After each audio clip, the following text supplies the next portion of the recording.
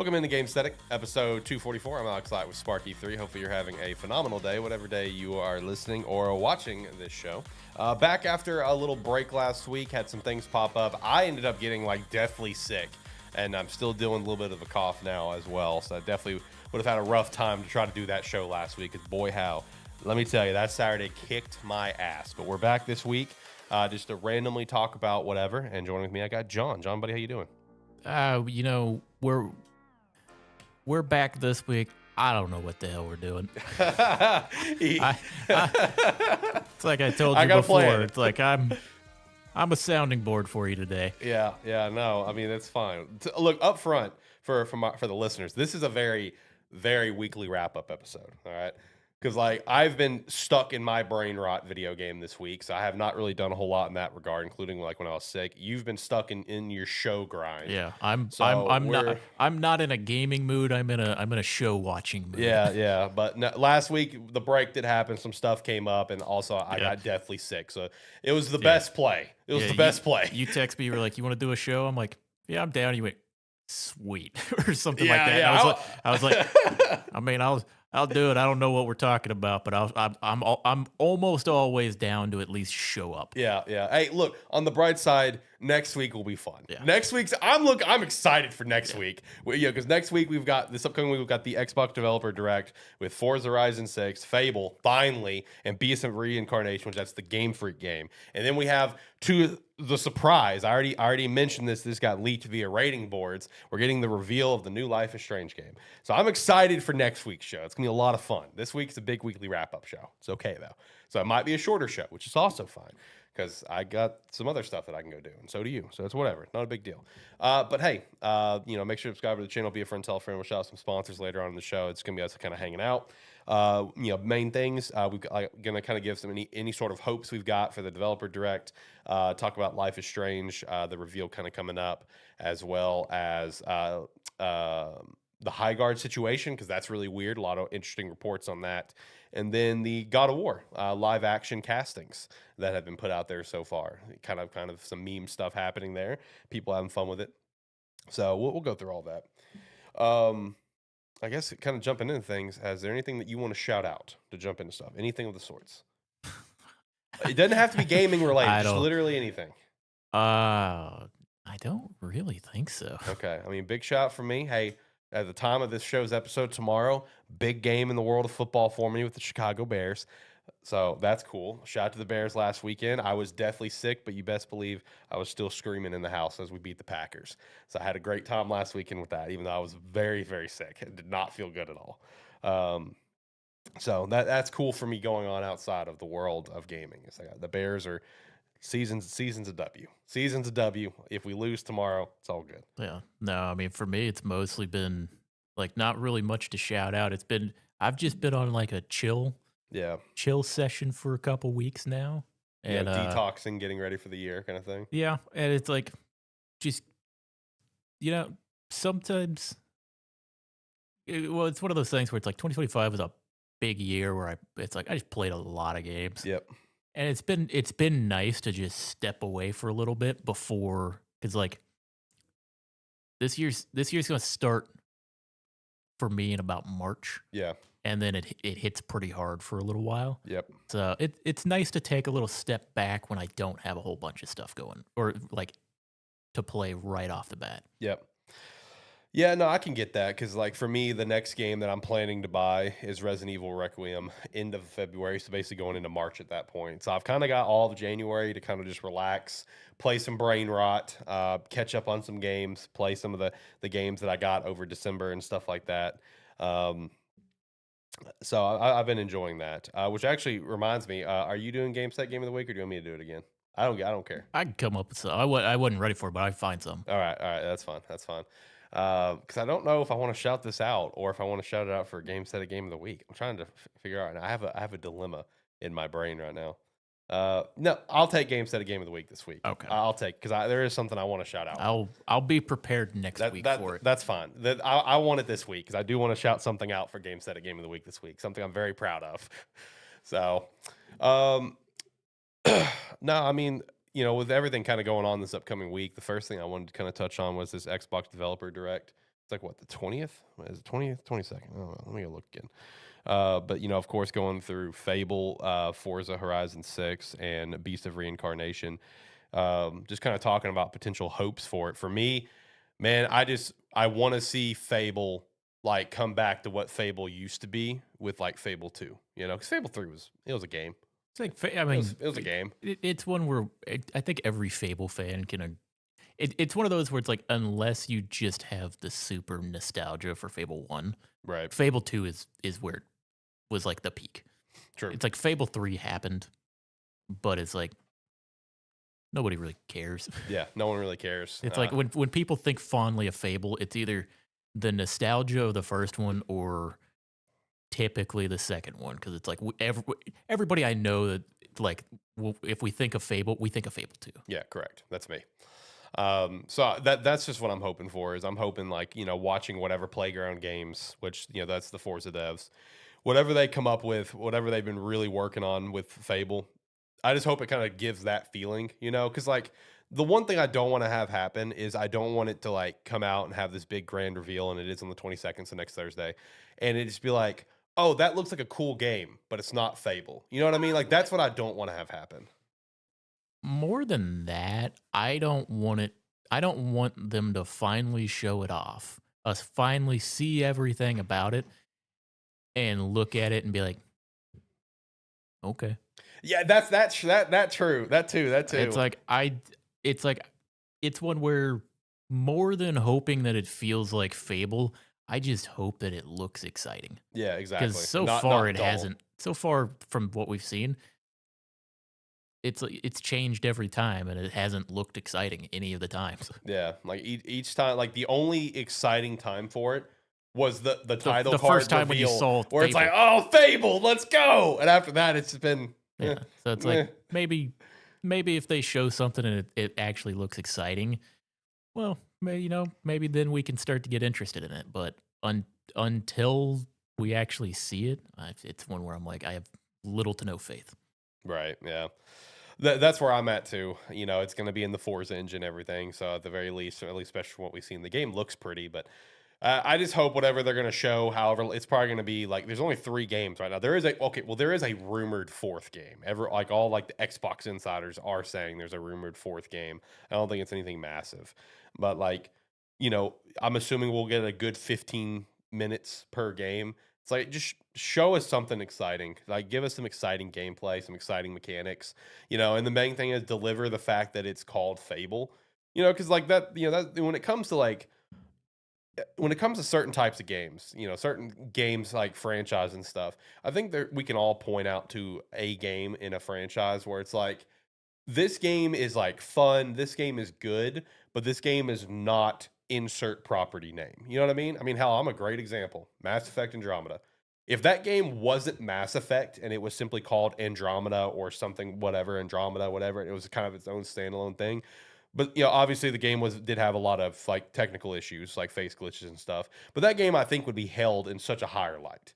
Genuinely, like, so I don't want it to like just be like Fable and in the Fable property, and it just like be a game that doesn't feel like Fable. I wouldn't say, because I'm just gonna bounce into Andromeda here from when you said that. I'm not a Mass Effect fan, but I don't think if that game didn't have the Mass Effect name, I don't think it would be held in high regard. I think it would have just been miscellaneous sci-fi game that came out. Okay, not a high regard, but higher. Because it'd be shown in a different light. Because it's one that I like. Oddly, I think it just hasn't been long enough, which is weird because it's been a while, almost 10 years. But I feel like that is one of those games where people will probably like once the new Mass Effect, like once more Mass Effect gets shown, or like actually starts to come around and people get interested in the property again and start going back, it might have that effect where people are like, you know what, actually. Yeah. But it's like, it just hasn't happened because nobody cares. Yeah, true. And I hope that does happen, because the one thing you can take away from Andromeda is the gameplay. Really, really good. The gameplay is phenomenal. The story is very okay. Characters are very okay, but I mean, that's fine. yeah, It's like gameplay is so good though.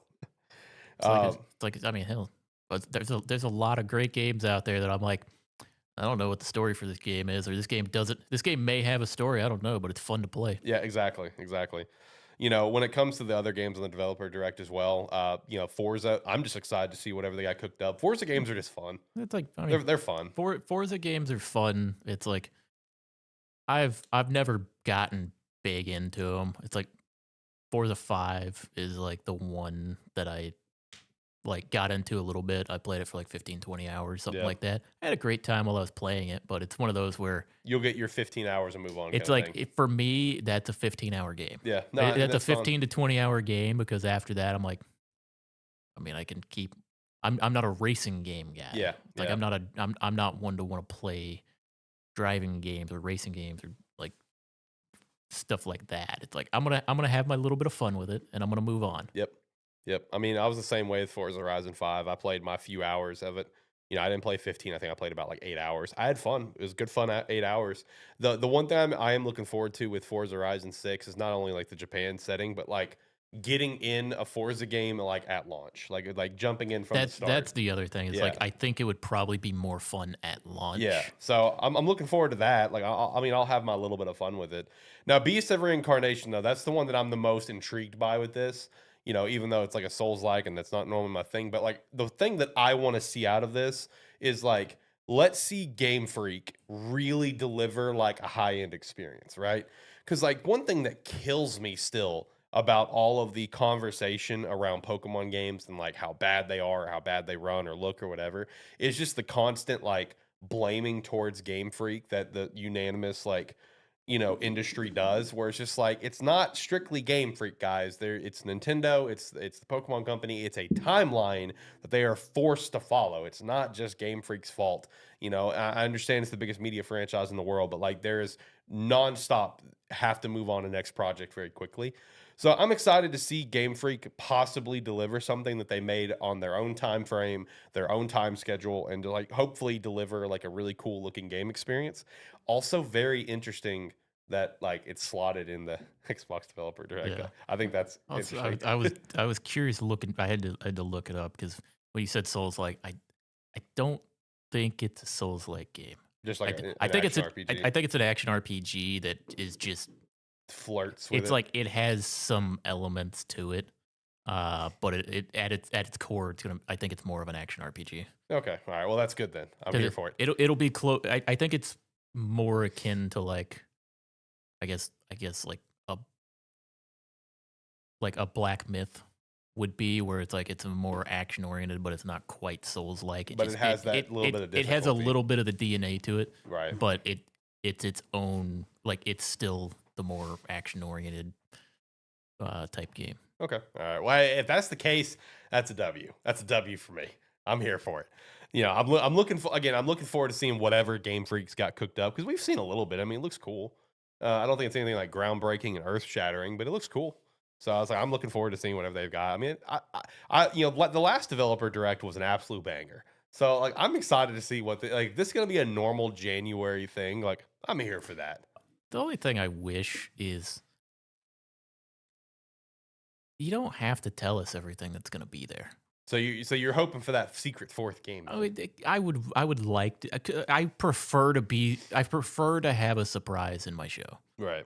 It's like because I don't need to know everything that's going to be there. Mm-hmm. It's like if you want to have like your big showcase game to convince people to be there, you just tell them your show. It's like, hey, we're going to show you everything Fable. Yeah.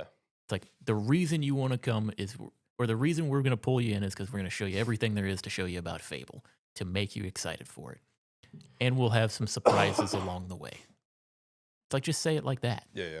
It's like, you don't have to tell us, okay, we're going to do these 3 games. They're going to be slotted for roughly, it's like the showcase is going to be 40 minutes and we're going to show you 3 games. It's like, okay, well, either one of those games is getting 20 minutes or you have another game. Yeah. It's like, just, because it's like, even, I mean, PlayStation, their showcases, they normally tell us everything that's going to be there, but their showcases are normally like one game focused. Mm-hmm. Whenever they have their game dedicated state of play, whatever. It's like they've gone more in that direction. Kind of like Nintendo Directs do for certain games. Yeah, it's like they've gone more in that direction rather than just like a showcase with like once or twice a year they'll do one. But it's like, yeah, because like I think for like game directive things that Xbox does, I think it's pretty much just the last couple of years. It's that direct post the Xbox game showcase it's in like the summer. it's like Because it was what Starfield and then Elder Worlds 2, I think is the two they've done. Yeah, Yeah. it's always, hey, we're gonna have a showcase for you, but then stick around because we're gonna talk to you about the one big thing we're gonna release for the year. Yeah. Which I actually was going to bring me to a question. Whenever it comes time for summer, you got 3 options. What do you think the direct is going to be this year for Xbox? Xbox Game Showcase plus one of these 3: Clockwork Revolution, Fable, or other game completely. It's other game completely. Okay. You have any thoughts, or just not one of those 2? From my prediction earlier in the year. Bethesda. It's gonna be Bethesda. So it's just gonna be Xbox Game Showcase plus Bethesda Showcase. Is that how it's gonna be worded? You think? So they keep it a secret. It's just gonna say it's just gonna say like Xbox Game Showcase plus like Bethesda, whatever. or not even saying Bethesda because you don't want to spoil it beforehand. Yeah, they're just gonna say plus a showcase. Or plus a show showcasing like some of the games shown off for like a deeper dive. Plus extended showcase. Yeah, plus like extended showcase or something like that. And then after they do their big reveal, then the title will populate. So if it's like, that's fair. Like Fallout or Elder Scrolls or something, then it'll populate immediately afterwards because they'll show it off and then like someone will walk on stage and be like, and it's like more of this will be shown off in our like Elder Scrolls dedicated direct afterwards. Yeah, our extended showcase, whatever it is. Yeah. Okay. Yeah, that's fair. That's fair. That is exactly what you predicted. My fault. Are you excited for Clockwork Revolution? I don't remember Clockwork Revolution. Okay. Probably if I see what it is. So I can probably jog your memory pretty easily. Clockwork Revolution was the steampunk game that took up a huge portion of that Xbox game. That was like aggressively long, like 5 to 8 minutes worth of a trailer in the Xbox Game Showcase. Does that ring a bell? Because like that sticks out to me. Steampunk kind of, but it was so long. The problem is like that steampunk vibe has kind of come back for a lot of games. Yeah. So it's where they all kind of get mixed up in my head. All right, that's fair. No, that was just, dude. I remember like last Xbox, it kept coming up. Where it's just like, okay, so this will be the end of it. All right, never mind. All right, then it's like 3 minutes later. Okay, so this is going to be the end of it. Okay, never mind. We're still going. I went and I looked at the trailer afterwards. I think it was legit, like almost like a 10-minute trailer. They just dropped into the middle of the Xbox Game Showcase. Yeah, you gotta also remember, it's like I'm gonna forget the 10-minute showcase. I'm gonna remember the 30-second trashy showcase. That's true. That's true. That's true. You show me the 20 seconds of this one game. You show me the 20, 30 Winterboro. Well, it's like, I mean, that's a fun little cutesy game. Yeah, yeah. I'm thinking more like, what was it? We messaged about it recently. Or relatively recently. It's like the You gotta describe it. I'm lost. Multiplayer, like I think it was Korean third-person shooter. We messaged about this recently. What are you talking about? Yeah. You were asking. We were talking about it a little while back. Is it like an online game? Yeah. Oh, crap. I'm looking for it. Yeah, I don't know, man. I gotta look through our. Oh God, where would that be at? No, you show me stuff like that where it's like my trashy. I'm gonna put 300 hours in this in like 2 or 3 months type game. Yeah, I'm gonna remember that. It was some online slop for you, wasn't it? Oh yeah. Oh God, what was it? John and his online slop. I don't remember what it was though. I'm sure it'll come up. You got a lot of online slop coming out. You got the Cube and God, what was it called?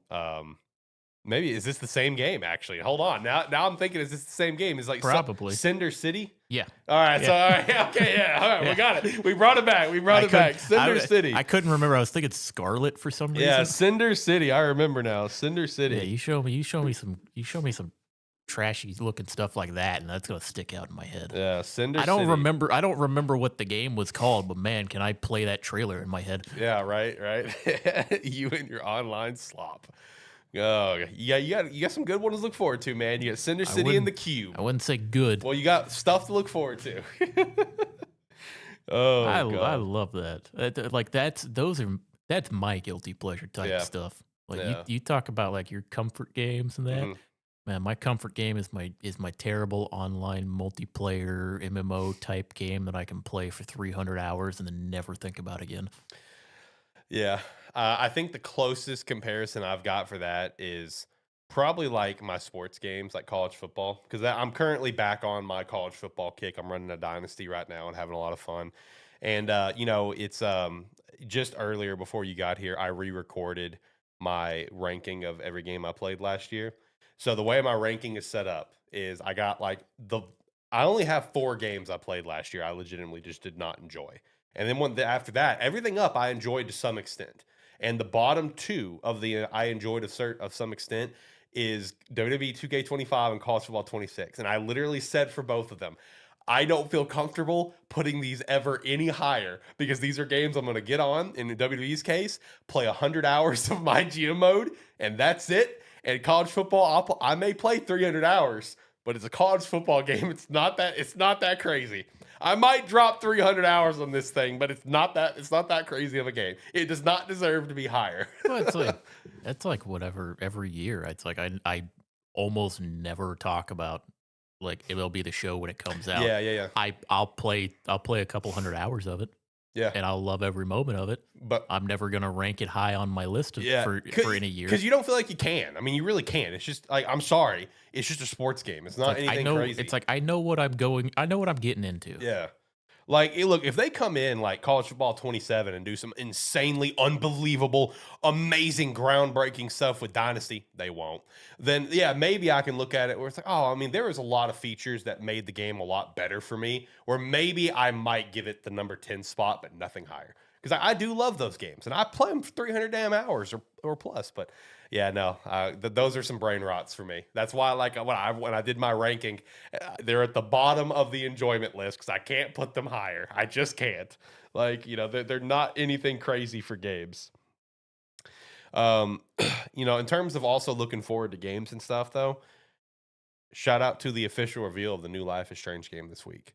Because like it got leaked previously with the ratings boards, Life is Strange Reunion, and it had a description and everything, and it is carrying on. Looks like the story of Double Exposure, which this is really cool for me. I played the game, I really enjoyed the game, and I have the title of this video and the show as Life is Strange Lives On, and the reason I titled it that way is because like, it was kind of dicey there if they was going to continue because the Life is Strange Double Exposure did not sell very well. It reviewed fine, but it did not sell very well. They did not turn a profit on that game, at least from what Don't Nod or Double Fine. No, it's 9 Deck. Yeah, no, Deck 9. I'm mixing up all the damn names. Don't Nod was the original devs. That was the OGs for 1 and 2. This one's like Deck 9 or 9 Deck or whatever. Deck 9. They up front said it, or like Square, whatever. They said it did not turn a profit. It was actually pretty ugly. It was pretty bad. So I was not sure if we were going to get a sequel. And unfortunately, with the way Double Exposure ends, it having a sequel is going to really dictate on how good that game really is. You know what I mean? It's got one of those type of endings where it's like, you better have a sequel or this game's ending is going to be a giant flaming pile of crap. So I'm glad we're seeing another game continuing on the Double Exposure story, and that can only be very safely assumed considering that the description we have does reference the university that Max is working at. But hey, Chloe and Max reuniting for this game. So that's going to be pretty cool. It's got some fans slightly kind of upset that like the canon ending is like destroying the town, but I was like, that's kind of the canon ending in all the games. Like that's kind of a consistent thing of like, yeah, arcade, like even in 2 and 3, or 2 in like true colors or whatever. It's like that's kind of the consistent thing of like, yeah, this stuff has happened, you know. Yeah. So it's not really that big of a deal. It's one where at some point in time I want to go back because it's like I haven't played all of the Life is Strange games. I have not played 2. Is the only one I have not played. I haven't finished 2, and I haven't played Double Exposure. Have you played True Colors? No. True Colors is fun. But what I want to do is I want to get them all. Yeah. And then just sit down and play all of them. There you go. It's like I want to do that at some point. Oh yeah, there's also Before the Storm too. Yeah, I played that. Okay. Yeah. No, it's I would like to go back and actually play all of like sit down from like on a like start on like a weekend and then just play it that weekend, and then if I need to play it throughout the week and the next weekend, and then just sit down and bust it out. Yeah. And play through everything. Yeah. Well, whenever you decide to do that, let me know because I've got physical copies for True Colors and Double, so I can let you borrow them for PS5. Yeah. It's like at some point I'm gonna want to do that. Yeah. You know, definitely do the Double Exposure. I mean, do True Colors too. True Colors is fun, but definitely do Double Exposure so you can jump in at Reunion at the start. Because I'm excited for it, man. Because the premise that they have like for like the you know kind of leading up to it is interesting. I mean, let's see, I got it typed here on the script. Where's it at? So the premise essentially it focuses on Chloe coming to the university to find Max, and she's haunted by nightmares and impossible memories, and she needs Max's help. But Max is already dealing with a crisis of her own with a deadly inferno that's going to destroy the campus in 3 days. So I don't know. It's kind of interesting, you know, because the way Double Exposure goes is that you know you find out very quickly. This is not spoilers. This is literally like at the get go of the game. This is how the establishment of how the game's going to kind of kick you off in the first like couple hours is that Chloe and Max are no longer talking. They're not friends. They're 2 separate points in life, and so it's kind of interesting just kind of hearing this that they're going to have her. You know, they're going to reunite and Chloe needing Max's help, and then Max has her own thing going on, which means Chloe's going to probably help her, and then you have all the stuff with the characters from Double Exposure. So I'm really excited for this reveal. It's one of those things where it's like just knowing that it's going to come out this year already it would already slot into like top 10 most anticipated. They're just fun games, man. They're just really fun games. You know, they're fun story. So I think that when was that? That was the 20th. That's Tuesday. So shout out to that. Tuesday at 12 p.m. Central Time. We will see an official reveal for Life is Strange Reunion. So I'm very excited for that. Like I said, it's going to be immediately one of my most anticipated games of the year right out of the gate. Just knowing that it is coming this year. That will be a day one pickup. That will be set down. Let's get through this. Let's have a good time. Hopefully have a good time. Hopefully have a good time. Those games can really strike you down sometimes. Let's touch on that Highguard situation. You know that game comes out in like 10 days, right? Yeah. And there's been like no talk of it. Well, it's like because nobody cares. No talk. Like the Twitter account for Highguard has went silent since the Game Awards. There's like because it's no marketing. It's probably because they announced it and everybody just clowned it. Yeah. It's like you can spend the money marketing it, or you can just be like, I guess we'll just put it out and see what happens. So here's the interesting thing about this situation. Because like you and I and everyone in the world said that like, hey, you know, that Game Awards could have been so much better if you just like swapped where Highguard was with like Star Wars, you know, we would have been cool. Everything would have been great. Apparently Jeff personally put that in there. Apparently they did not pay for the final spot. Jeff liked the game so much that after, you know, reportedly the real final game got internally delayed and let Jeff know, and they pulled it from the showcase. Jeff offered the Highguard team, hey, do you want to be the final spot? Because Jeff just really likes the game apparently, so they didn't have to pay for it. That's interesting as hell to me if that's real. Like if all that reporting that I've seen, because it's from notable reports. I mean, like, it would make sense. I mean, it would, because like that feels like a weird last game, you know. Also weird, unless the trailer that they gave to Jeff ahead of time had a release date on it that was then gonna be not true. Right. It doesn't make sense to pull the final game. Yeah, exactly. It must have had a release date on it, and then after they submitted that, went, oh shit, we found a problem. Yeah. This is gonna take a little bit longer than this release date. God, that makes me wonder what the game was. I'm real curious what it was now. That means it was probably coming out this year. Yeah. So, I mean, that means a very good chance to be a final game at like Summer Games Fest. That's true. So whenever Summer Games Fest comes around and whenever final game pops up, we can possibly deduce that it was supposed to be at the Game Awards. Maybe. But no, I think that's interesting that Jeff just gave him the spot. Like, hey, here you go. I really enjoy your game. And I watched the trailer for it earlier. It's like the gameplay doesn't look bad. Like it doesn't Like look like a bad game. it just It's doesn't look like anything different. yeah, it doesn't just blow me away is the problem. I look at it and I go, it's like, yeah, your gameplay is slightly different than the other games of this type, but nothing I'm seeing here excites me. Yeah, yeah. I mean, it is free to play, so I will probably check it out here in a week. Just shits and gigs. Like, I don't know. I'll try it. Why not? I don't care. I mean, yeah, you're the one of us that would try it. Yeah, yeah. I'm the only one that would of all three of us here at the show. So I'll give it a shot. I don't have high expectations, but who knows? Maybe it's actually like low key fire. I don't know. Maybe it's gonna be that game like Marvel Rivals that's gonna hook me in for a month or two and then drop it and never play it again. But I don't know. Did you see the casting for God of War live action? I read through what you put on here about 5 minutes before we started. Yeah, yeah. What did you think about Ryan Hurst being the Kratos? How you feeling about it? Isn't it funny that they got Thor from God of War Ragnarok to be Kratos? Well, I didn't even realize that's what it was because, like the name didn't immediately ring a bell to you. I didn't even see that you had messaged me about it for like a full day. Yeah, yeah.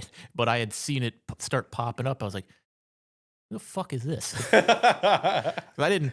I don't pay attention to names a lot of times. Yeah. Where it's like, it's not something that immediately clicks. A lot of times, but it's like when I went to look it up, it's like, I mean, it's one where for me personally, I'm gonna have to see what he looks like. I'm gonna have to see what he looks like when he is embodying Kratos. And that's going to be the determining factor. But I mean, for right now, all I can be is optimistic. Yeah. It's like I can hope for the best because God, I don't want to hope for the worst on this. Hey, this is one of my favorite franchises of all time. Yeah. Featuring your also franchise that features your single favorite game of all time. Yeah, too. it's like it's like God of War 2018 is pretty much my favorite game of all time. Yeah, and it's where it's like I can only hope that like this casting is going to work and this casting is going to embody everything that I want it to. Yeah, no, I mean, when I saw the news, my first thought was, this is like, that is an interesting and funny casting that they casted Thor from Ragnarok to play Kratos. And now the internet is immediately saying, please get Christopher Judge to play Thor. But Thor's already been casted as well. I don't know how to pronounce the dude's name that got Thor. I'm so sorry. I just don't. Olafur Darry Olafsson. I don't know, but he's also playing. He also was in the news recently as well. He got casted as Drago in the live action How to Train Your Dragon 2. Shout out to that. That's cool too. But yeah, no, people were immediately joking and saying, "Oh, please cast Christopher Judge's Thor. That'd be so funny."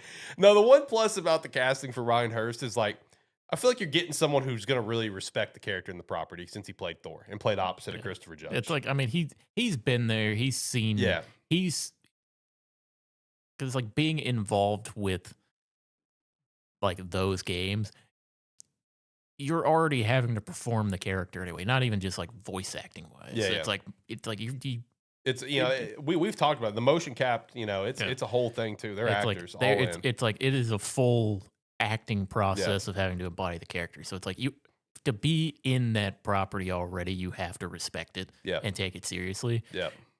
So from him going from playing, I mean, still a main character, but a support character in Ragnarok by playing Thor to being Kratos. Yeah, it's like you have to respect that. Yeah, it's like 100%. you have to be there and be like, I mean, because also like you said, you stood opposite Christopher Judge, who was giving his all for that performance. So it's like you have to do everything in your power to try to surpass that. Yeah. So like I think they made one of the best choices they could have made. And Ryan Hurst, he's got a long acting career. He doesn't. I don't think he's got like super like hardcore, over the top, groundbreaking, earth shattering roles. Like there's probably gonna be roles that people know him from. For me, it's Gary Bertier from Remember the It's Titans. the only one I knew. Gary Bertier from Remember the freaking Titans, the best sports movie in history. It's one where it's like when I looked his name up initially, that popped up, and I went, "Really?" Yeah, Gary Bertier, baby. I love Remember the Titans, man. The movie's awesome. It's a great movie. Everyone should watch it. Yeah, so I mean, like, and that still is, I think, one of his most notable roles. I mean, it's one of the It's one of the best movies, like movies in general, to ever come out. It's great. yeah. It's not even one of the best sports movies. It's one of, I would argue, the best movies. Yeah, it's an incredible film, top to bottom. And it's like and now it's like he gets to portray one of the most highly anticipated video game True. adaptations to ever happen. Yeah, yeah. And like again, I feel like it's one of the best castings you could have done, just because again he respects the character and the role. They also casted the voice actor for Mimir to play Mimir, so that's cool too. That's awesome. Love that. Now people are also calling for them to officially cast the voice actor for Odin to play Odin, because like someone put up a side by side of the voice actor and Odin, and dude, they are identical. Well, they are identical. It's one where it makes sense, because it's like the characters already. It's like they've already done a great job portraying the characters. And it's like if you're looking for someone to play the character, it's nice to see that they are respecting the voice actors. Yeah, and looking at them and going, it's like, no, we respect the talent that you have. We want to give you the chance here. right. And it's like that. It's like, shout out to them. It's like that's a great thing to do. Yeah, It's like, where better to find the embodiment of the role than the person who has already done it. right. Yeah, Like whenever possible. yeah. And there's still a few roles to get announced. Of course, of course we have Atreus, we have Freya, Odin, the dwarves as well, Brock, and forgot the other guy's name. I'm drawing a blank. His brother, drawing a blank. Drawing such a blank right now. Lost it. It's gone, brother. It's gone. I feel so bad. It's gone. I don't got it. Gone for John too. I don't have it right now. Gone for John too. Yeah, no, there's still a few castings like out there. Yeah, it's like there's plenty of other characters to pull from. Yeah, yeah. And it'll just be as they go through it. It's like we've said, at this point, all I can do is have faith that it's going to work out. Yeah, It's like I like what I'm seeing so far, and it's just we'll see. Hopefully everything goes good. yeah. I will also add one last point. Not only the Odin one, like I could see the voice actor for Odin potentially getting casted for Odin, but also the voice actor for Freya. I could also see her getting casted for Freya, which would be cool.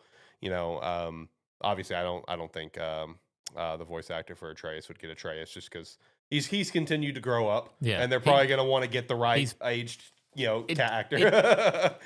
That it just depends. Yeah, but it's like it would. It's one where it's like, yeah, I guess it depends on what part of the story that they're actually gonna. I mean, since they've got like Heimdall and Sif and Thor in there, then that kind of points at least in one direction. But I feel like they're doing their own story. It depends on the starting point that they go from. True. It's like wherever we start from determines whether like Atreus can have like a flashback image to his younger self, or if he actually needs to be played by a younger actor. I will say this. I'm going to predict that even if like it, obviously let's just assume Atreus will get cast by someone else. I'm going to say this.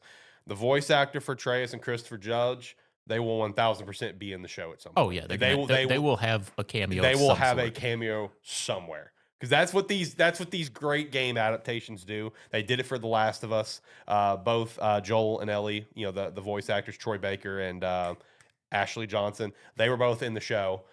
Funny enough, Ashley Johnson portrayed Ellie's mother in the show, and Joel was just, I think he was just one of the doctors that got murdered by Pedro Joel. So yeah, it was fun. It was fun to see those cameos. Not the doctors. When I say doctors that were murdered, I don't mean like at the ending doctors that were murdered. I mean like when Joel was like knocked unconscious for a while. When he finally gets up, he goes on a murder rampage. So it's cool to see those cameos. Those are cameos that are really respectful to the characters that help bring everything to life, because they do it.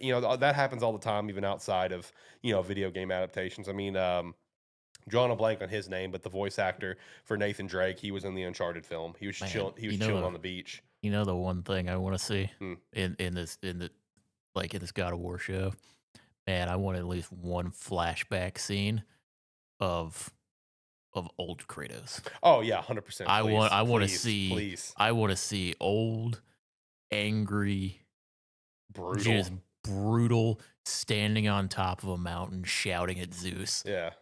It's like I got to see it at least once. Like I a nightmare or something. I got to see like a flashback sequence of that. Yeah. At least once. Him just standing there, bald, nothing, it's like just blades at the ready, shouting up at the sky. Yeah. I got to see it at least once. That'll probably be, I feel like, one of the last scenes that are shot, because I imagine they'll shoot the whole show while Ryan's got his beard. And then be like, all right, buddy, we need to shave your beard off for one scene. It's like, you need you to shave it for one scene, brother. You got to go shout to Zeus real quick. Please the full fan base. It's like, they may not do it, but my God, do I want to see it at least once. Yeah, no, I don't blame you. I don't blame you. Exciting to see the rest of the castings, and exciting to see what they've done so far. So, God, it's gonna be, if they pull it off, it's gonna be one of the wildest things to see. I know. Yeah, live action God of War, man. Just imagine, like in a live action setting, seeing him swapping between the axe and the blades. Oh yeah. It's gonna be the coolest scene. I know. And honestly, I'm hoping and praying that this is knocked out of the park. Because if it's knocked out of the park, it's gonna give me a little bit more faith for Mass Effect, which is also being done by Amazon. So I'm hoping for the best for you, so I can hope for the best for me. Because I think yours is first. I think yours is coming out first. Imagine the scene. And like imagine how if they capture the satisfaction of hitting the button and calling the axe back. Like, when you play it, it's satisfying every time you do it. Yeah. Imagine seeing that on the show and getting the same satisfaction from it if they pull that off. Yeah, I know. It'd also be great if they give you the same satisfaction with a certain heartfelt scene where you have to swipe across the D-pad for the one time all game. Just throw that scene in the game. Throw that scene in the show somewhere, please. Throw that one quick scene in so we can all be like, yeah, that was the one and only time I had to swipe on the D-pad. Or just like have that moment, because it's like other games have done it well. But I think back to the opening of God of War, like 2018. And that opening where like Kratos is it's him walking, and it's like he leans up against the tree and then like stands up, and it's the switch from cinematic to gameplay where it's just like it just pops up real subtly, and it's like, yo, hit the trigger now.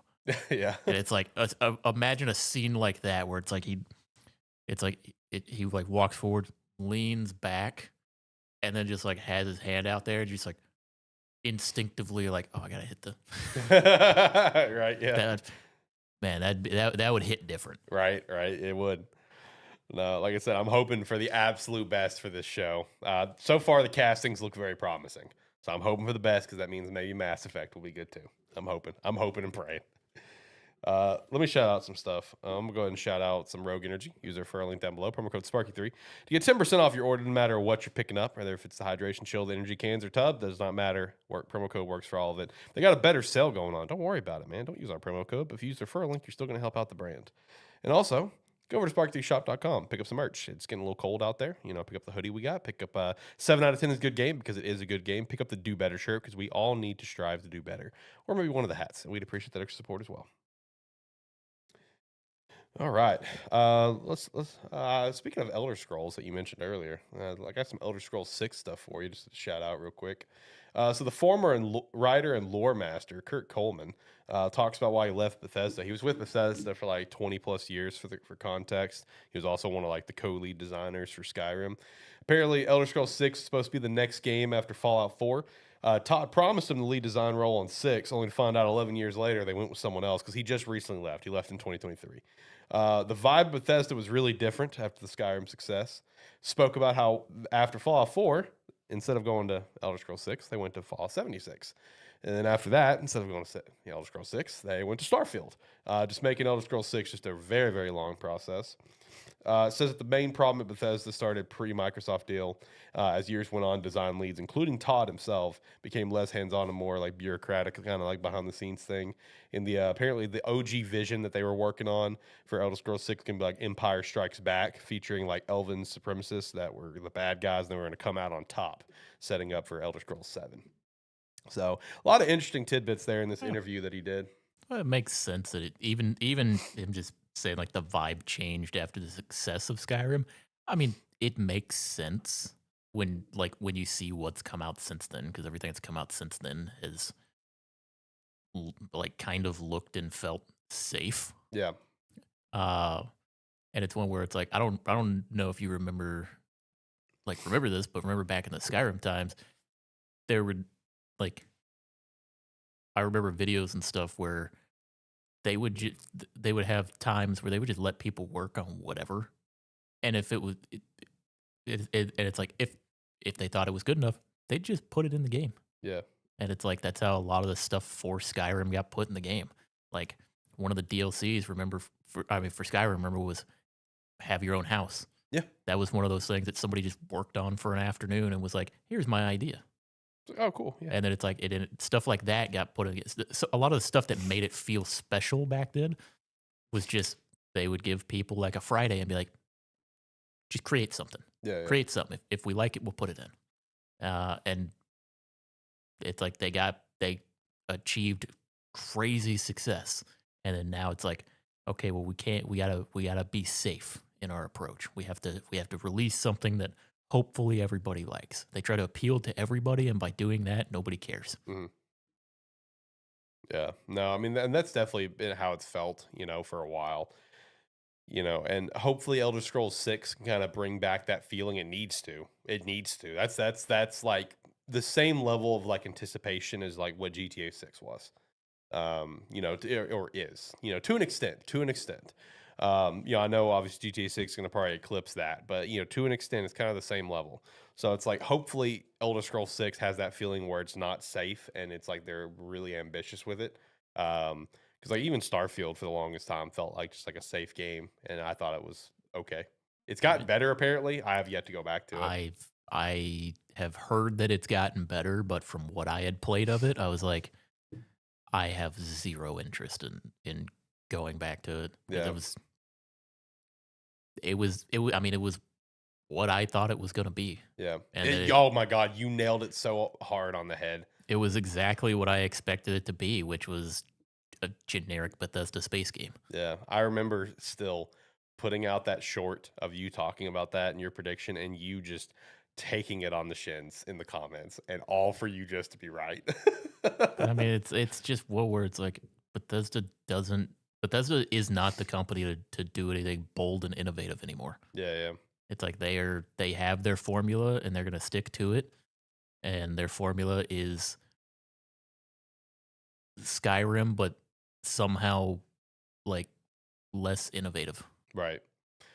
So, hey, maybe if they do end up showing anything ES6 this year, maybe it's going to show us some innovation, I did see a little comment recently, and obviously it could very, very, very easily just be portrayed as like, oh, well, Forza Horizon 6 and GTA 6, which that's probably all it was. But it did get some people raising eyebrows where, Xbox, the official Xbox Twitter account, responded to somebody some comment on about the developer direct, whatever, about being excited for Forza or whatever.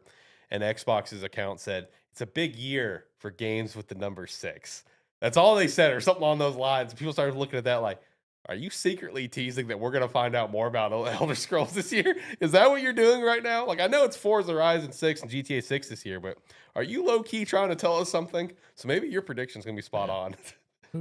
Who knows? I mean, it's one where it's gotten clowned on a lot for how long it's been since they talked about it. Yeah. And it's like it's kind of gotten beyond the point where people are mad at people are no longer mad necessarily. We were mad 2 years ago. Yeah. It is to the point where if it is not talked about at all this year, I have lost interest. Yeah. Until it finally comes back. Even then, it's like we're already beyond the point where like I am gonna get excited just by seeing Elder Scrolls 6 pop up. Mm-hmm. It's like now it's been long enough to where you have to show me Elder Scrolls 6 and you have to show me something worth playing. Yeah. It's like you can't just show me generic fantasy game at this point. Like 4 years ago, generic fantasy game I would have been all over. Would have ate that up. It's like now I need something to explain why it's taken you so long. Correct. Besides just defaulting to, well, we had, this game and this game. Like, no, let's hear something a little bit more. It's like you have to show me something worth announcing it 6 years ago. Yeah. It's like you have to show me why I should be excited. Right.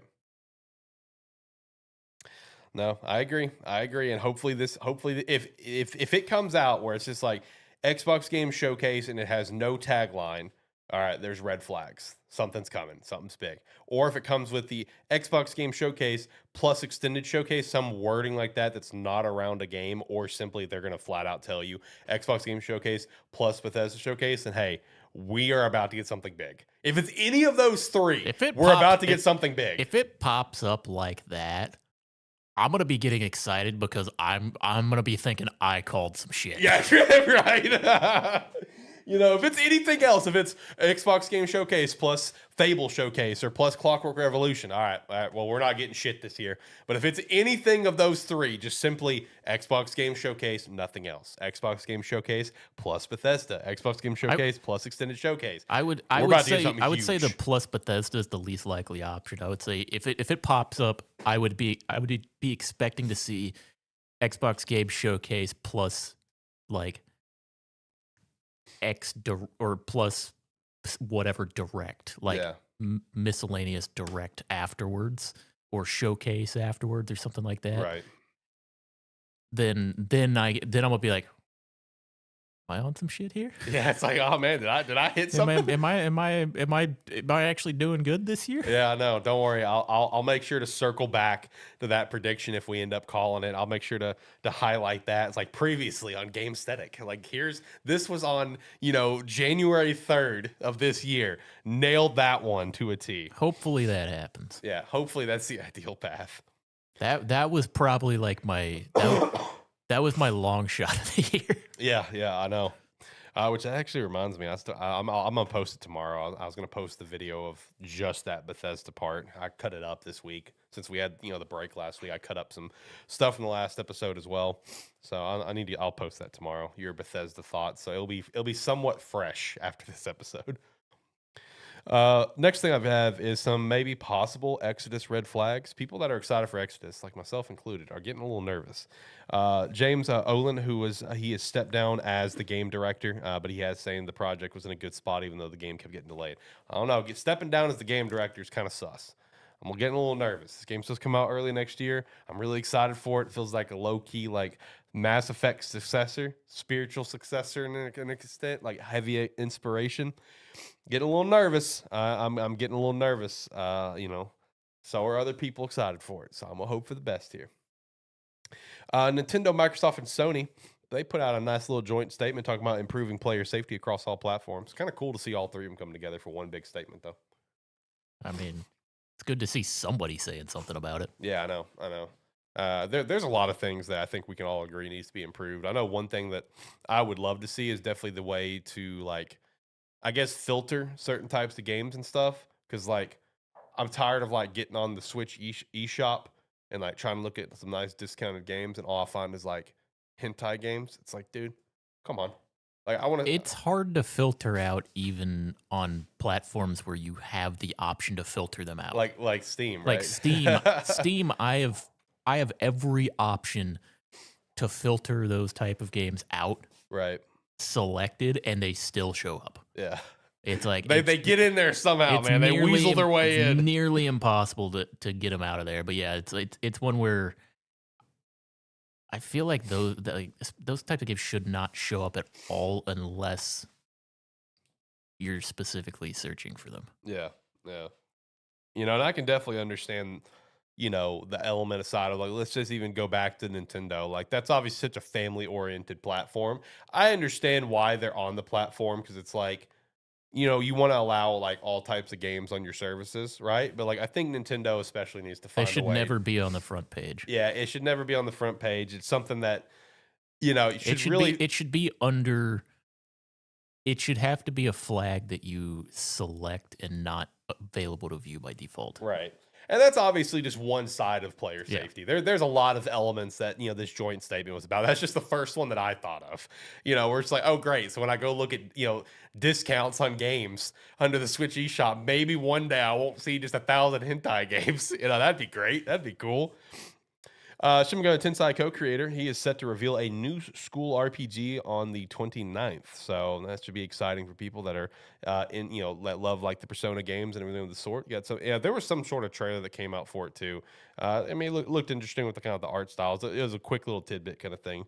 But either way, look forward to that. Fire Emblem's Fortune's Weave's release date might have been leaked by Eurogamer Portuguese article of a May 22nd release date. If true, cooking early in the year. Please God. Too early. I think it's too early. I think it's too early in the year. I think July at the earliest, because that's when Three Houses came out. So it kind of lines up. I would rather see it in July, August. Yeah, that's when I think it's going to come out. But if it comes out in May, day one, that's a Friday. I'm taking the day off. I'm gonna have a great. I would rather see it in like July, August, and like get a confirmation that that's when it's coming out. Yep. So that I have time to go back and play Three Houses. That's fair. You know, we're probably going to have a Nintendo Direct next month. So I'm probably going to see that game then. I would be shocked. But it's like I would like to see it later in the year as well, because once March hits, that I've got like I got a couple hundred hours worth of games coming out in March that I'm gonna want to play. Yeah, like Celeste 2. Yeah, it's like Celeste 2, Crimson Desert. And Yeah. it's like there's a lot of big stuff for me coming out around there where I could easily spend hundreds of hours playing those games. Right. So it's like I would like to be able to play those as much as I can or would want to feel satisfied with them, and then have time to replay other stuff Right. before sequels came out. Yeah. No, I definitely can get that. You know, because I think I would want to do one more Three Houses run before Fortune's Weave come out, just kind of get back in that Fodlin love. But you know, hey, if it comes out the 22nd of May, I'm excited, but kind of, you know, I'm also with you. I'm fine with it being a little bit later, you know. Hey, Lego Zelda and Pokemon was revealed. Have you seen the prices for these? They're like $650. Yeah, like it's $650 for the 3 starters. And I will say it's big though. It's like it's big. Did they sell out like instantly? I think so. I didn't see the price for the Ocarina of Time Final Battle one, but that one looks sick. I'm not gonna lie, that one looked so cool. But then there was also like a Pikachu one, Eevee, the Kanto gym badges, and a Pokemon Center. I think that was all of the Pokemon ones. And then I think the only one I've seen for Zelda was the Final Battle with Ganon from Ocarina of Time. But I mean, either way, it's cool. Just very expensive. I saw the starter one. I'm like, oh yeah, I might want to get that. I saw the price. I'm like, oh yeah, never mind. You would never have even gotten the option. Yeah, because it's like as soon as they went on sale, everybody's buying them. Yeah, gone immediately. See, Sands of Time remake, Prince of Persia, that is, apparently could shadow drop any day. Literally just shadow dropping this month. I think Ubisoft's at a point for this game where it's like, hey, this game's been such developmental hell. There's really no point of doing any sort of marketing for it at this point. Just get it out there. Like, this game has gone through such developmental hell, getting rebooted, restarted, this and this and this. I I really think they're at a point of just release the game, even if it is just a full remake. Yeah, like just cut your losses with it. Yeah, I mean, if it does drop this month, I will say I will buy it. I will. This is one that I will pick up immediately just because of an emotional attachment I have to this game. It is a very fun game. And if you never played the originals on the GameCube or the PS2 or whatever, I think it was on PS2. Am I tripping? Yeah, it was on PS2. Definitely please play the game. It is a lot of fun. Sands of Time's a blast. You know, hopefully it does well enough because out of that trilogy, I loved Warrior Within the most. Warrior Within, badass game. Loved Warrior Within. I would love to see a remake of that, but very low chance of that happening because of how bad of development this game was. Dark Deity 1 and 2. That is like a very heavy Fire Emblem inspired indie game. It is set to come out for a physical release via Super Rare Games on Switch and PS5 on the 22nd. They will go live for sale. So that's something you're into. Make sure to look into it. I do own the first Dark Deity for Steam. I have not played it yet, but I do want to. And then I have obviously not even bought the second game yet. But they do look really good, and they are reviewed pretty well for like indie games that are very heavily influenced and inspired by Fire Emblem. So if you're a big Fire Emblem fan, you haven't heard Dark Deity, maybe check it out. Far Cry is also teasing 60 FPS updates to come for 3, Blood Dragon, and Primal. They teased it with a big emoji chart, and people just figured out what the emoji chart was. So, hey, that's cool. 60 FPS for everything. Sonic 35th trailer was released. It was an awesome trailer, by the way. So good. It was also confirmed that Sega and Crush 40 situation has come to a peaceful resolution, because throughout the trailer there was a remix of Live and Learn, and somebody did reach out to Johnny, the lead singer, and he did confirm in message, like with screenshots, that, yep, everything's good, we're good to go. So cool. That's awesome. I'm also hoping with the 35th trailer and the 35th anniversary that's this year, hoping for a Sympathy again, because that Sympathy was awesome and I want to go again. So if you did not go to the Sympathy the first time, plan a trip if they bring it back. I think they'll bring it back. I really want to see that Sympathy again. It was awesome. Seven Deadly Sins Origins is delayed to March. Coffee Talk Tokyo is also delayed to May, but Coffee Talk is actually coming to mobile. Shout out to that. As well as Sea of Stars is coming to mobile. I'm actually excited for that. I haven't played any of the Coffee Talk stuff, but I really want to. Christina's actually a big fan of the original. I want to play it at some point. Maybe play the mobile version. It's like maybe I will. Yeah. It's one that I look at and I'm like, I've looked at it a few times, and especially because they just keep coming out with it. Yeah. And it's one where I'm like, that looks like something that would be enjoyable. Yeah. So it's like I may sit down with those at some point soon. For Sea of Stars, that's a game I've been wanting to play since it originally came out, and I have just not sat down to do it. Honestly, I might pick up the mobile version. It might just be a really convenient way for me to sit down and play the game. Play it a little bit at lunch at work or something, when I'm just chilling. When I'm just chilling at work, when I'm laying in bed or whatever. Depending on how like the UI looks and everything. It is just a pixel RPG. It shouldn't be that bad. It's a simplified game as well. Yeah, like I might actually buy the mobile version to experience this game, because I've been wanting to play it for a while, but it's like there's always just some bigger game I'm playing. You know what I mean? It's been on a list that I've been looking at for a while. Yeah, but I haven't picked it up to actually play. Yeah, so I don't know. Maybe the mobile version might be ironically the way I'm going to play it. Gary's Mod and Rust parent company COO has recently offered to buy New World after Amazon announced it shut down on January 31st of next year. Basically just threw out a post, Yeah. essentially. Yeah. I think with a price of like 25 million. It was just like, just give it to us. Game shouldn't die. Yeah. Honestly, I hope there's no reason Amazon shouldn't do the deal. It's a quick 25 mil for them. It's one where it's like, I don't think they would do it because they don't want to. It makes them look bad. Yeah, it's like it makes them look bad if someone else just keeps it running for them. But at the same time, I mean, fucking baller move to just be like, game shouldn't die. Just sell it to us. We'll pay to keep it going. Yeah, it's like we will pay to keep this game running for the people that want to play it. Yeah, and I don't know what the price tag was or is that they've had to spend into New World, but like, I mean, if you can get a quick 25 mil, I mean, why not? Well, it's like the problem was they announced like their new expansion or their new season or whatever, mm-hmm. and then immediately did like the cancellation. Yeah. Or told everybody it was getting canceled. So it was like nobody got excited because they're like, why would we get excited? You're shutting the game down. Right.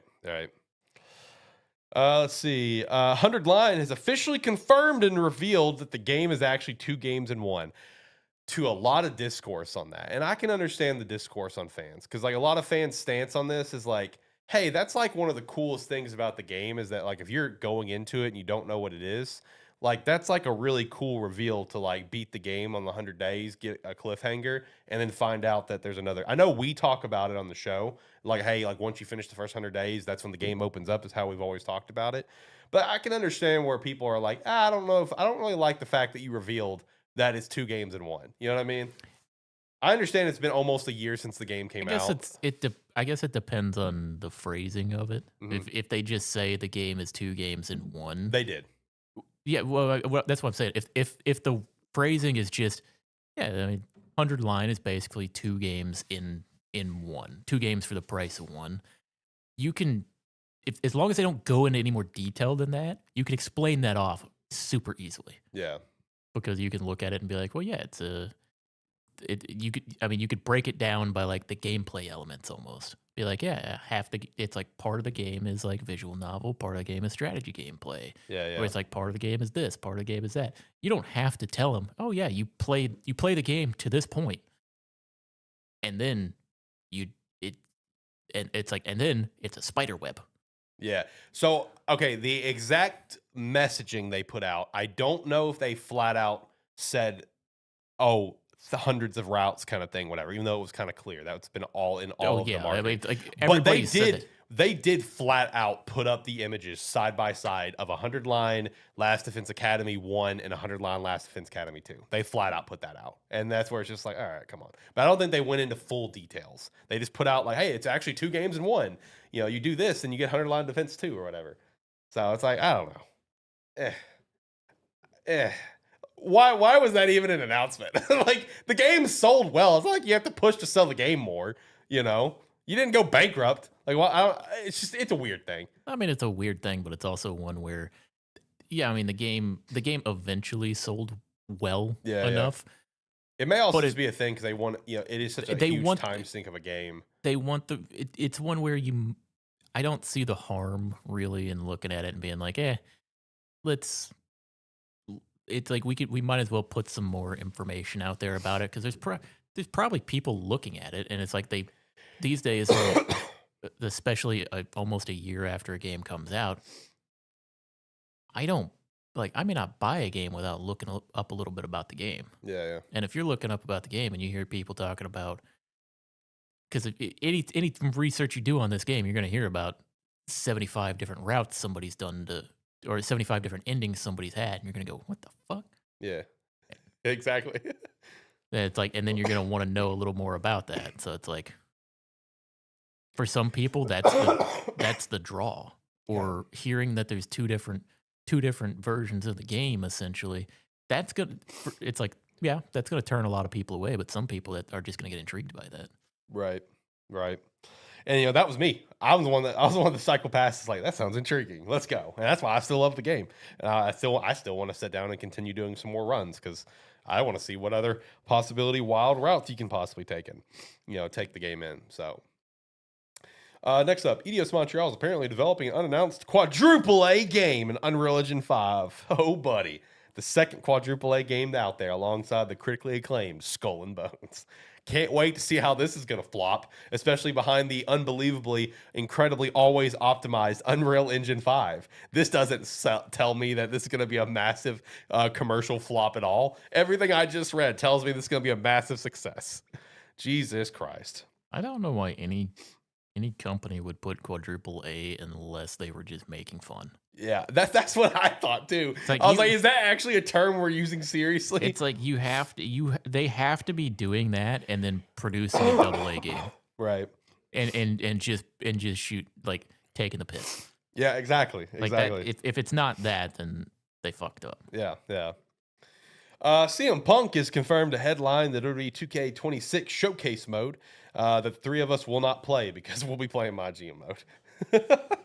I also saw a lot of people point out that, like, there's gonna probably be a lot of CM Punk's greatest moments that are not gonna be in that mode because like of just wrestlers that are in AEW or whatever.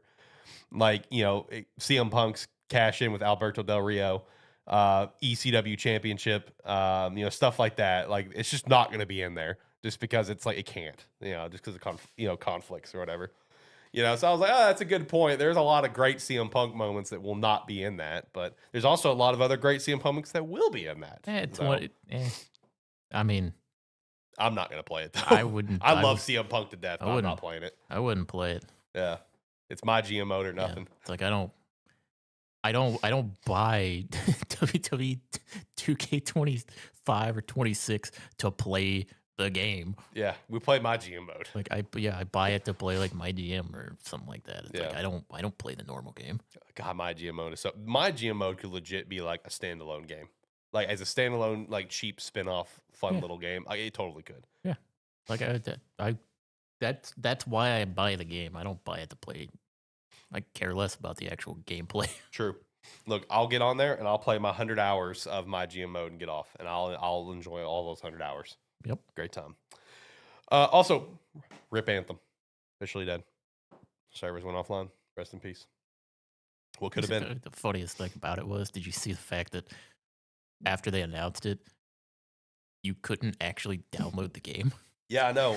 I also saw someone point out that like you couldn't download the game, but there was still like an option where you could buy the EA Play trial because it was like advertised with it, like, oh, buy the EA Play trial and you get access to this game.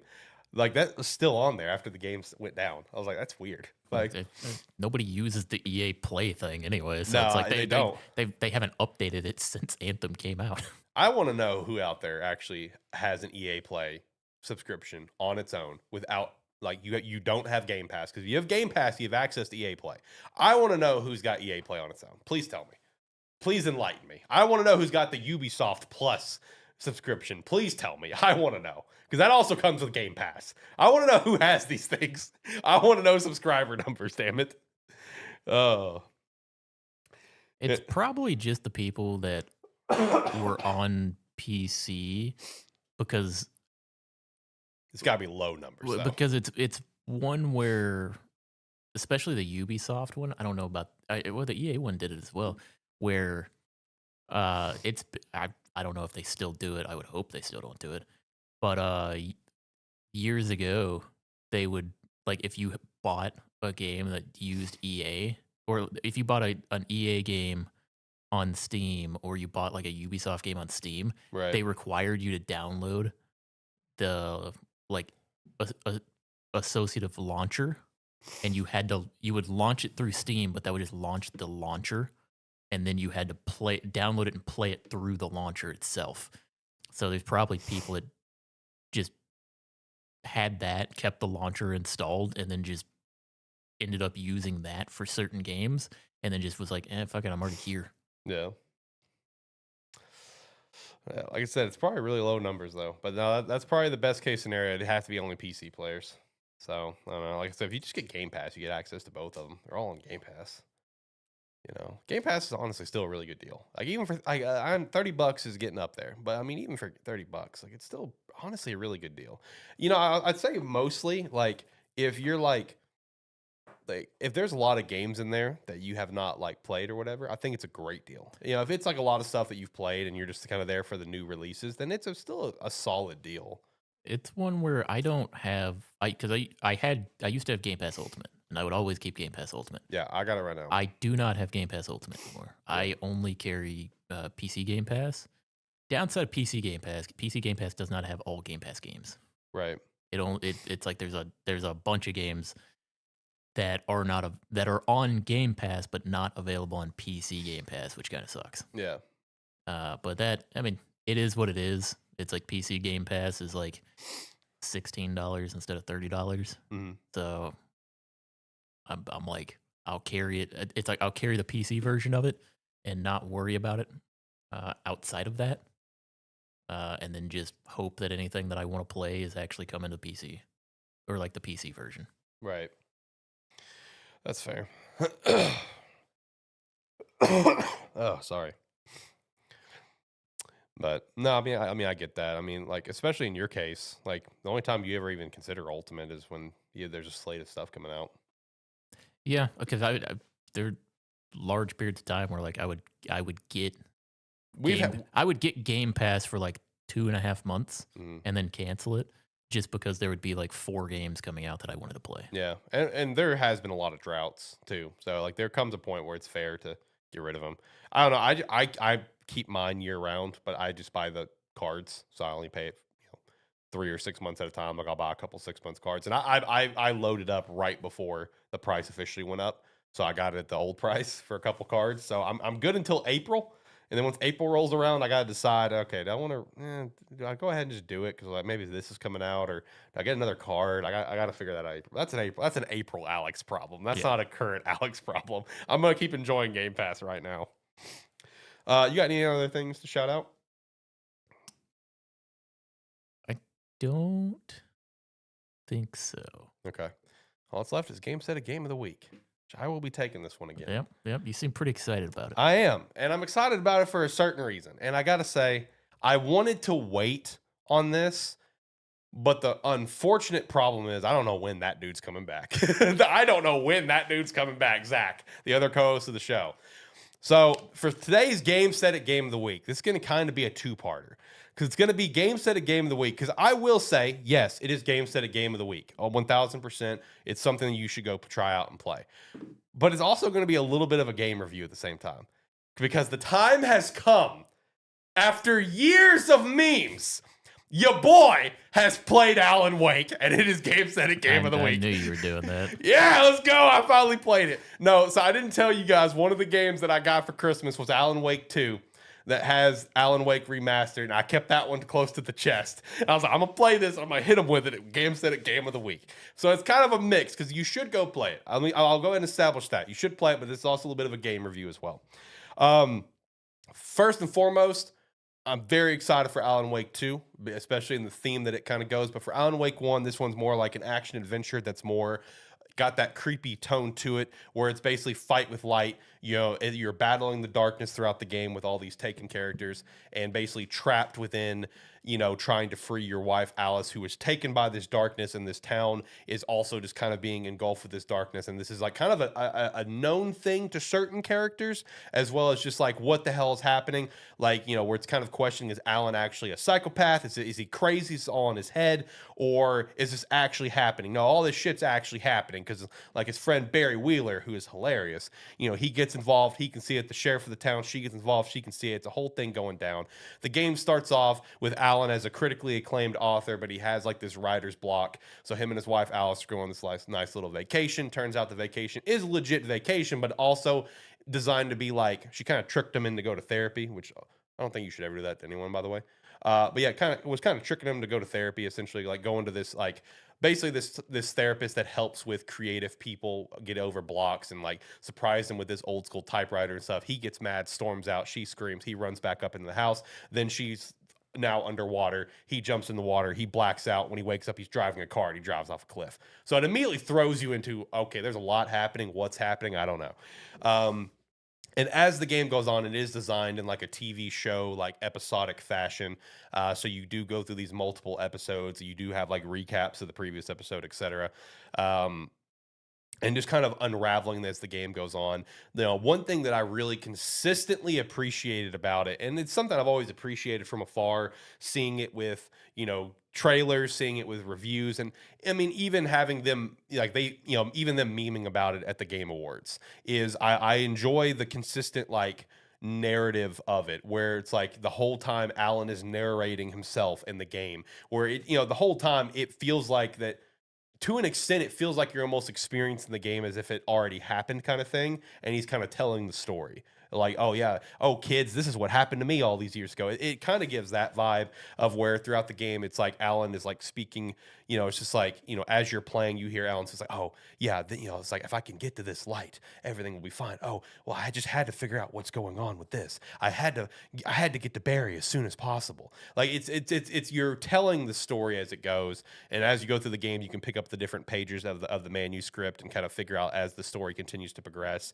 And just as everything is going showing everything that's kind of happening is the story that Alan is writing, where he's writing the story where the ending is a bad ending and nobody's going to make it out. So he's got to try to get into the darkness and rewrite the ending where he can save Alice and try to save everyone else, which does leave you with for the base game, a cliffhanger ending, which you can then continue on with the 2 DLC episodes. You know, the game itself, it's a really interesting experience going through it from the narration side of things. The fight with light is a very interesting concept. The story itself, this is where we're getting a little bit more review phase, is I think fine. Like I don't know if it's just age or not, but like I thought, like everyone says this is one of the greatest like narrative games ever. Like it's fine. I enjoyed my time. The game definitely shows some age. The combat definitely was a slog as the game went further, but I still got through it and I still enjoyed it. The voice acting is definitely showing its age. Very funny though if you play it for the first time in 2026 because it's so unserious. Like even Christina would comment every once in a while. She's like, "This game is so unserious with its voice acting." I'm like, "Oh yeah, it is.